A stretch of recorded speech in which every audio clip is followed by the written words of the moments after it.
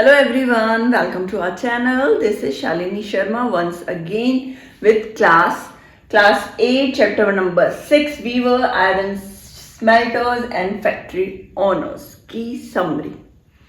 Exam के लिए बहुत अच्छा है, प्रिपरेशन के लिए आपके क्वेश्चन आंसर्स इसी में इंक्लूड हैं, आपकी जो पूरे चैप्टर की समरी है वो भी यही है.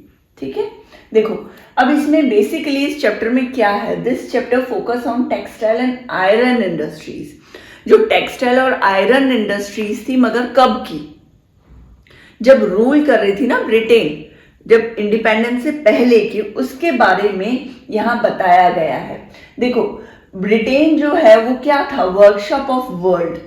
किसके लिए, आयरन और टेक्सटाइल इंडस्ट्रीज के ब्रिटेन को क्या बोला जाता था, वर्कशॉप ऑफ वर्ल्ड. पूरे वर्ल्ड में जो होता था उसके अपन बोलते हैं ना, एक वर्कशॉप लगा लिए हमने, एक वर्कशॉप लगाई है जितना भी काम हो रहा है, या एक वर्कशॉप लगी है कि स्कूल की तरफ से, वहां बहुत सारी चीजें अवेलेबल है. तो वैसे ही क्या होता था, अब इंडिया से सामान जा रहा है ब्रिटेन में, ब्रिटेन का भी सामान जा रहा है और भी कई कंट्री से सामान जा रहा है, फिर वहां पे एक वर्कशॉप, मतलब वहां पे सब कुछ कलेक्ट होता था सेल करने के लिए. तो इसलिए ब्रिटेन को उस टाइम बोला जाता था वर्कशॉप ऑफ दिस वर्ल्ड, पूरे वर्ल्ड का, राइट. और हम फोकस किस पे कर रहे हैं, टेक्सटाइल एंड आयरन इंडस्ट्रीज पे. देखो 1750 की बात है, बिफोर रूल, तब कोई रूल भी नहीं था. India was world largest producer of textile of cotton. 1750 के पहले, जब उस टाइम तो हमारे ऊपर कोई ब्रिटेन का रूल नहीं था ना, कोई भी ऐसी कंट्री जो कि रूल कर रही थी इंडिया में, ऐसा कुछ भी नहीं था. तो उस टाइम भी क्या था, इंडिया जो था was world largest producer of textile of cotton.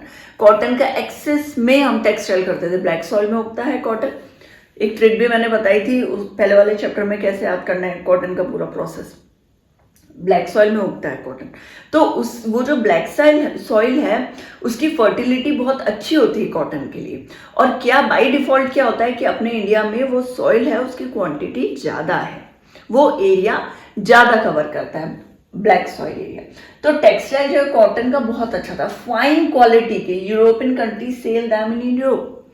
बहुत फाइन क्वालिटी के कॉटन जो है वैसे उस टाइम प्रोड्यूस करते थे. और जो भी यूरोपियन कंट्रीज थी वो सेल करती थी यूरोप में, मतलब यहाँ से ले लिया यूरोप में, क्यों, कम दाम में बनता था.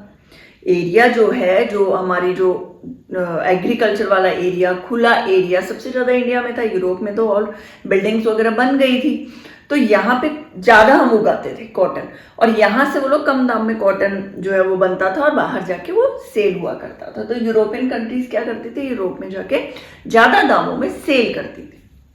जैसे बोलते हैं ना अपन, मैनचेस्टर हो गया, अहमदाबाद क्या, मैनचेस्टर, मुंबई मैनचेस्टर, किस चीज़ का, टेक्सटाइल इंडस्ट्रीज का. वैसे इंडिया भी अपना एक मैनचेस्टर हुआ करता था. देखो फिर क्या होता है, 1720 में British government passed a law.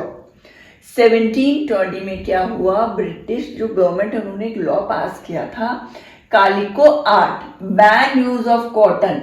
देखो इसमें क्या किया, उन लोगों ने बोला था कि कॉटन का यूज बैन कर दो पूरी तरीके से, क्योंकि बहुत सारा, जैसे कि इंग्लैंड में, शिंट्स इन इंग्लैंड में क्या होता था कि कॉटन यहाँ से खूब ज़्यादा तादाद में मंगाने लगे थे.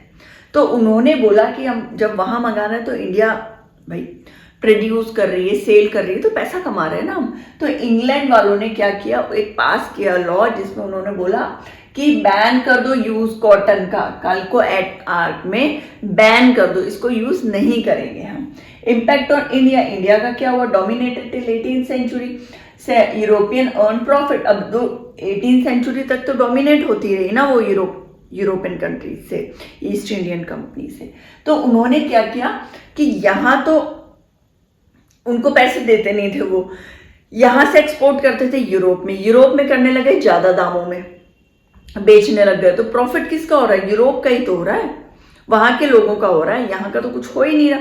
वहाँ तो चलो मान लो कॉटन मिल ही नहीं रही, और अब उनको लोगों को कॉटन अच्छे, प्रोडक्शन अच्छा हो रहा है, अच्छी तादाद में मिल रही है, तो उन लोगों का प्रॉफिट हो गया. फिर जो वहाँ की गवर्नमेंट है वो इधर से लेके वहाँ जा रही है, पैसे इतना अमाउंट तो पैसा देती भी नहीं थी जितना कॉटन लेके जा रही है, तो भी प्रॉफिट उन्हीं का हो रहा है, इंडियंस का तो कोई प्रॉफिट नहीं हो रहा. तो एक तरह से वो डोमिनेटेड टिल 18th सेंचुरी. ठीक है, तो वीवर्स कौन होते थे? वीविंग करते थे, पास करते हैं skill. Tanti weavers of Bengal, ठीक है, जुलास, Momin of north India, spinning, weaving और डाइंग। क्या होता है वीविंग? क्या होता है? क्या किसको बोलते हैं वीविंग?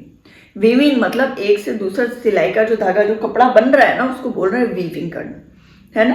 पहले स्पिनिंग, उसकी सफाई होती है, जैसे एक सूत है, सूत को पूरा गोल करके एक धागे में कन्वर्ट करना। अब जो सिल्क वॉर्म है, सिल्क वॉर्म से थोड़ी ना साड़ी बन जाएगी सिल्क की। सिल्क वॉर्म को कितने टन में कलेक्शन होता है सिल्क वॉर्म का, और वहीं सिल्क वॉर्म बनाया भी जाता है कुकून से। जब वो कुकून में जाए उससे पहले पूरा वो प्रोसेस होता है, पूरी एक जैसे फैक्ट्री बोलते हैं ना, एक घर बहुत बड़ा, बहुत हेक्टर्स में वो घर होते हैं, है ना। फिर उससे सिल्क वॉर्म को तो नहीं लगा कि साड़ी बना रहे हो, सिल्क वॉर्म को कन्वर्ट कर रहे हैं हम सिल्क के धागे, फिर उसकी वीविंग हो रही है, फिर वो एक साड़ी में कन्वर्ट हो रहा है, फिर उसकी प्रिंटिंग हो रही है, फिर उसकी डाइंग हो रही है, colour pink, yellow, blue, red, है ना। अब वीवर्स तो जो होते हैं, अब मान लीजिए मैं वीवर हूं तो मैं अपने बच्चों को भी वीविंग सिखाऊंगी, तो ये स्किल ट्रांसफर करते हैं जनरेशन टू जनरेशन। अब दादा ने सीखा, पापा ने सीखा, बच्चे ने सीखा, इस तरीके से, ठीक है। और वीवर्स ऑफ बंगाल एक एग्जाम्पल दिया है, जुलास हो गए, मोमिन ऑफ नॉर्थ इंडिया हो गए। सबसे पहले स्पिनिंग करते हैं, स्पिनिंग के बाद वीविंग करते हैं, वीविंग के बाद डाइंग, डाइंग मतलब कलर चढ़ाना, कौन से कलर का चाहिए ये। Decline of textile, competition with British textile, difficult export करना। अब इंडियंस के लिए इंडिपेंडेंटली एक्सपोर्ट करना बहुत डिफिकल्ट हो रहा था, चाहे आप ट्रांसपोर्टेशन देख लीजिए, चाहे आप खर्चा देख लीजिए, है ना। ट्रांसपोर्ट करने के लिए भी तो शिप चाहिए, शिप की अवेलेबिलिटी होनी चाहिए, शिप्स बनाने के लिए पैसे चाहिए, तो इन सब की प्रॉब्लम आ रही थी। और कंपटीशन किससे था? डायरेक्ट कंपटीशन था ब्रिटिश टेक्सटाइल, जिसको हम बोल रहे हैं वर्कशॉप ऑफ वर्ल्ड। तो क्या हो गया, धीरे धीरे धीरे धीरे डिक्लाइन होने लगा था।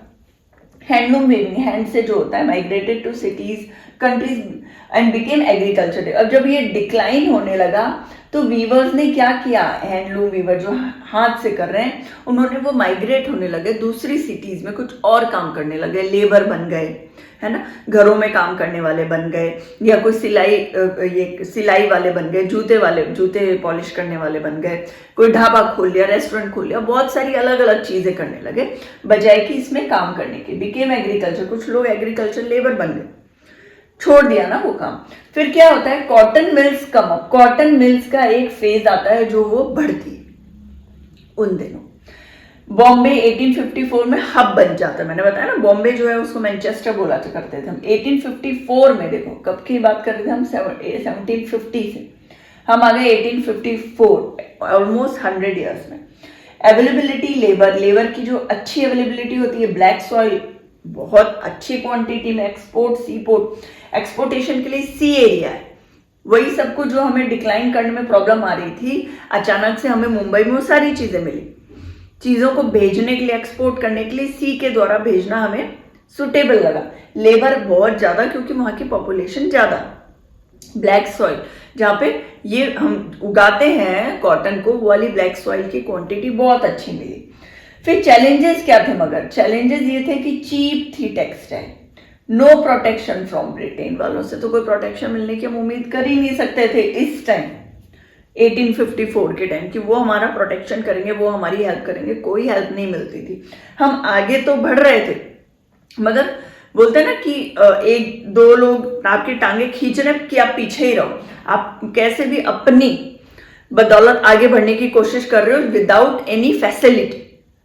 तो कैसे तैसे वो हब बनने की कोशिश कर रहा, मगर सपोर्ट नहीं था ब्रिटेन, जो कि हमारी उस वक्त गवर्नमेंट हुआ करती थी, बिल्कुल भी सपोर्ट नहीं मिल रहा था, ठीक है। और iron and steel comes up, फिर क्या हुआ, आयरन और जो स्टील है कम्स अप इन इंडिया में धीरे धीरे आयरन और स्टील बनने लगा। पहले नहीं थी इतना, आयरन स्टील का यूज नहीं होता था, धीरे धीरे 1904 अप्रैल, चार्ल्स एंड दुर्लभजी टाटा ये लोग आगे बढ़े थे इसके साथ, किस चीज के साथ, आयरन एंड स्टील कंपनी के लिए। TISCO, late 19th Indian railway, rail came from TISCO, जो टिस्को है वो जो रेल बनने लगी ना, वो टिस्को के द्वारा बनने लगी जो हमारे इंडिया में। लेट 19 में, आपको याद है मैंने आपको एक चैप्टर में ये बताया था कि हमारे लकड़ियां जो है वो टिम्बर उगाने लगे थे ब्रिटेन वाले, है ना, माइग्रेशन वाला, और सब बहुत अच्छे से मैंने वो चैप्टर एक्सप्लेन किया हुआ है। तो टिम्बर क्यों उगा रहे थे कि हम रेलवे लाइन लकड़ियों की बनती थी ना, जो अब बीच में तो हम पत्थर के और लोहे के करने लगे हैं, पहले रेलवे लाइन के बीच में लकड़ियों के फंटे प्लाई लगाई जाती थी, वो उसके लिए किसकी टिम्बर की जरूरत पड़ती थी। फिर धीरे धीरे टिस्को वालों ने क्या किया, रेल बनाने लगे हम ये आयरन एंड स्टील की हेल्प से बजाय की लकड़ियों की, इसलिए ये अच्छी क्वांटिटी में सबको जरूरत पड़ने लगी। आयरन की देखो ना, आप अपने घर में देखो, आप जिस रूम में बैठे हो मेरी बात सुन रहे हो, वहीं आसपास देखोगे तो आयरन स्टील का कितना काम है। तो ये चीज तब बिल्कुल से इंक्रीज हुई थी, एज अ ब्लास्ट बोल सकते हो। और तब ये टिस्को बहुत ही प्रचलन में आया था, बहुत न्यू था सबके लिए, है ना। और इंडिया में ये डेट याद रखिएगा 1904, चार्ल्स एंड दारोजी टाटा।